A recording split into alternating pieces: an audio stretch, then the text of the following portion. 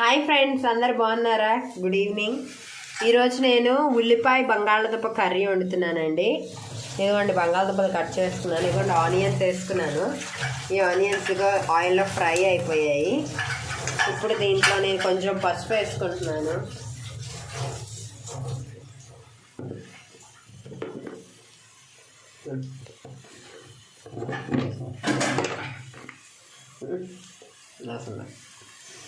దీంట్లో ఇంకొంచెం పసుపు వేసుకుంటున్నాను.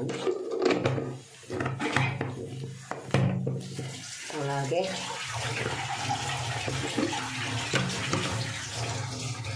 దీంట్లో కొంచెం కారం, అలాగే కొంచెం సాల్ట్. ఒక గ్లాస్ వాటర్ వేసుకొని ఒక 10 minutes సిమ్లో పెట్టుకుంటే మంచి కర్రీ రెడీ. ఇప్పుడు బంగాళదుంపలు. నచ్చితే వీడియో లైక్ చేయండి, మా ఛానల్ సబ్స్క్రైబ్